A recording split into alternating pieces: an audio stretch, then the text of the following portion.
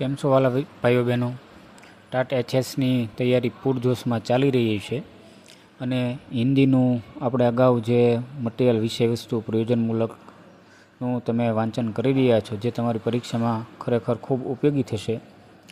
આપણે સૌ જાણીએ કે હિન્દીનું મટીરિયલ તમે આજ સુધી જોયું છે કે આપણી સિવાય કોઈ આ રીતનું મટીરિયલ તમને નહીં આપ્યું હોય, તે મટીરિયલ આપવાનો પૂરો પ્રયત્ન કરેલો છે. આજે આ પ્રિલિમ્સ એક્ઝામ માટે પાઠ્યપુસ્તક આધારિત જે હિન્દીમાં 11 અને 12 બંને સ્વાધ્યાયની અંદર આવતા જે મુહાવરા છે, એ બધા જ પાઠના મુહાવરા એકી સાથે 11મું ધોરણ અને 12મું બંને વિષય જે હિન્દીના છે તે અહીં એક સાથે છે એ આપેલા છે, જેથી કરીને તમારે એ બધું લખવું ન પડે અને એકી સાથે તમે આ નાનકડા વિડીયો દ્વારા છે માહિતી મેળવી શકો. એ બધું ધ્યાનમાં રાખીને આપણે આ મુહાવરાનો અર્થ એ આપેલો છે. અને ખાસ તો આપણે જાણીએ છીએ કે આપણી પરીક્ષામાં આપણી જે 11-12નું જે પાઠ્યપુસ્તક છે એની અંદરથી જ વિષય વસ્તુ આવવાનું છે, વ્યાકરણ પણ એની અંદરથી જ છે આવવાનું છે. એટલે આની અંદર જેટલા મુહાવરા છે એ બધા જ મુહાવરા અહીં છે મૂકેલા છે, કારણ કે આમાંથી જ પૂછાવાનું છે. તમારું ધ્યાન રાખી અને મેં બધા જ મુહાવરા એકી સાથે મૂકેલા છે. આની પીડીએફ જોતી હોય તો તમને મળશે. આપણી ટેલિગ્રામ ચેનલ છે એમાંથી તમે જોઈન થઈ અને લઈ શકો. આનો કોઈ ચાર્જ છે આપણે રાખશો નહીં. ટેલિગ્રામની અંદર હું મૂકી દઈશ, ત્યાંથી તમે પણ છે એક વખત મેળવી લેજો. ફરીવાર બધા જ હિન્દી વિષયના દરેક ભાઈઓ બહેનો છે એ પરીક્ષામાં ખૂબ સારી સફળતા મળે એવી આશા રાખીએ અને આપણે આ હિન્દીના જે 11 અને 12 જે મુહાવરા જે આવે છે તેની ચર્ચા છે આપણે કરીએ. જોઈએ આપણે અલગ અલગ જે મુહાવરા છે તેની અર્થ સાથેની માહિતી. એમાં પહેલું છે, આમ તો અલગ અલગ આખા કોષ્ટક સાથે તમને ખૂબ સારી રીતે વાંચી શકો એ રીતે આપેલા છે. તમારે એની પીડીએફમાં પણ તમે પ્રિન્ટ કાઢીને ખૂબ વાંચી શકો એવી બનાવેલી છે. પહેલું છે, ભાઈ રે ગાય તો લૂ તો દૂહે કોણ. એનો અર્થ છે કિસી વસ્તુ કે ઉપયોગ की विधि का ज्ञान न होना.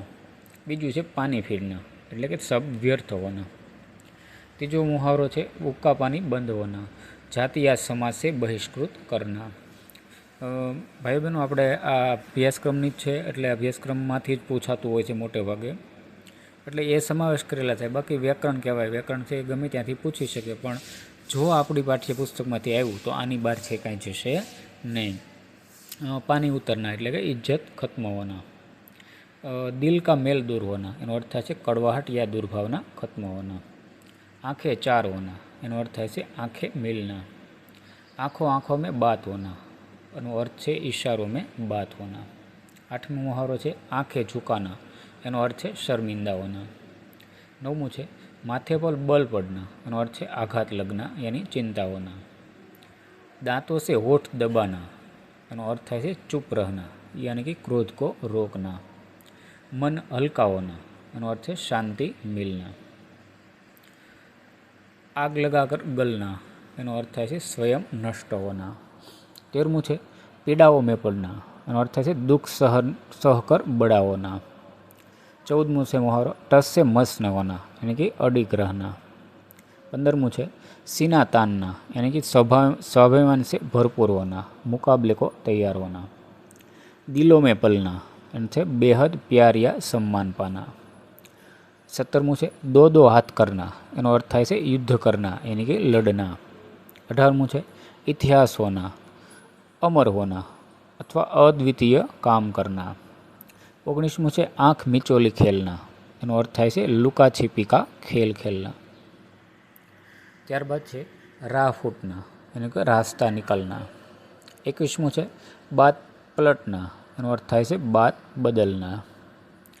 आँखें बंद करना, यानी कि ध्यान न देना यानी कि न देखना.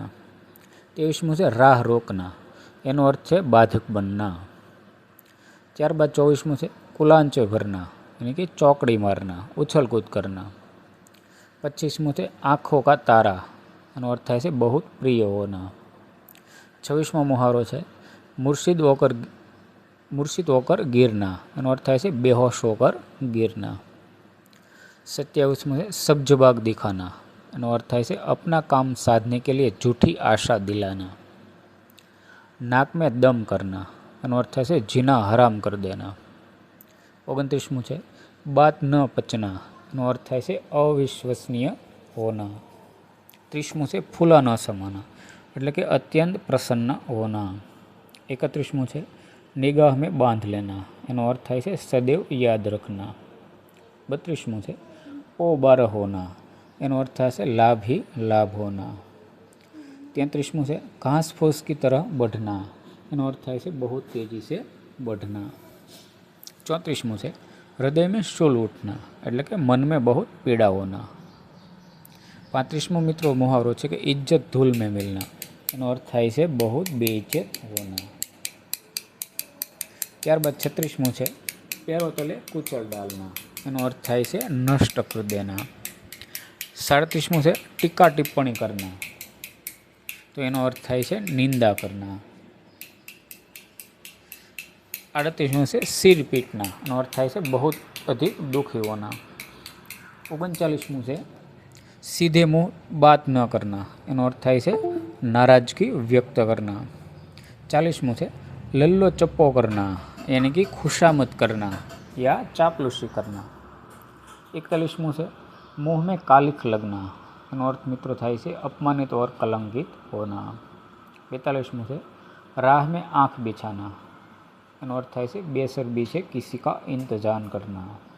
43મું છે छाती फाड़कर काम करना, એનો અર્થ થાય છે बहुत अधिक मेहनत करना। 44મું છે ભદ્દ ઉડના, એનો અર્થ એવો છે ઇજ્જત બિગડના।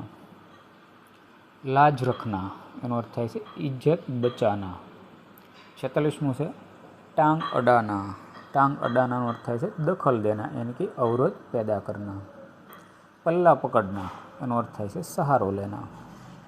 ત્યારબાદ 48મું છે मन भर जाना, मन भरमाना, मन भरमाનો અર્થ થાય છે मन को तसल्ली देना। दिल धड़कना, એનો અર્થ થાય છે घबराहट होना। तंग आना, એનો અર્થ છે परेशान होना। हाथ न लगना, पकड़ में न आना। धरा रह जाना, व्यर्थ हो जाना। आँखों में धूल झोंकना, એનો અર્થ થાય છે ચકમા દેના। दांतों तले उंगली दबाना, એનો અર્થ થાય છે आश्चर्य में पड़ना। 55મું છે जी में कांटा चुभना, यानी कि खटकना। मन में पीड़ा होना। 56મું છે कांटा निकालना, એનો અર્થ થાય છે संकट दूर होना, यानी कि राहत महसूस करना। 57મું છે बाग बाग होना, એનો અર્થ થાય છે बहुत प्रसन्न होना। 38મું છે मजा चखाना, એનો અર્થ થાય છે किए हुए अपराध का दंड देना। पछाड़ मिलना, એનો અર્થ છે પરાજિત હોના। ત્યારબાદ છે 60મું पीछे ठेलना, એનું को हराना। 61માં ક્રમ ઉપર છે હાથ મલના, એનો અર્થ થાય છે પસ્તાના। लोहा लेना, यानी कि मुकाबला करना। 63માં છે कुर्बान करना, यानी कि किसी महत्वपूर्ण कार्य के लिए प्रिय वस्तु त्यागना। मौत को जीत लेना, अर्थ થાય છે विघ्नों को पार करना। इच्छा को खा जाना, એનો અર્થ છે मजबूरन न जाना। प्रोटीन निकालना, એનો અર્થ થાય છે જરૂરી તાકાત इकट्ठा करना।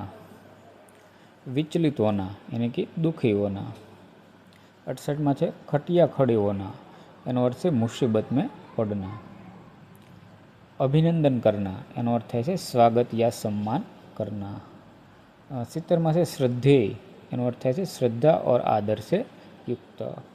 71માં છે अधर में लटकना, એનો અર્થ થાય છે કાર્ય અધૂરા હોના। 72માં છે ક્રમ ઉપર કે થેલી કાટના, એનો અર્થ થાય છે આર્થિક નુકસાન સહન કરના। फिरकाप्रस्त होना, फिरकाप्रस्त होना अर्थ થાય છે ચિંતિત હોના, એનો दूसरा अर्थ है दगाबाज होना। पराक्रम करना, એનો અર્થ થાય છે कोई बहुत बड़ा काम करना। जीने की इच्छा को खाकर जीना, એનો અર્થ છે बिना इच्छा के जीवन जीना। 76માં છે अप्रैल फूल बनाना, એનો અર્થ થાય છે મૂર્ખ બનાના। ત્યારબાદ છે થેલી ભેટ દેના, એનો અર્થ થાય છે ધન દેકર સન્માનિત કરના। તો આ રીતે આપણે એટલે મુહાવરા અહીંયા જોયા।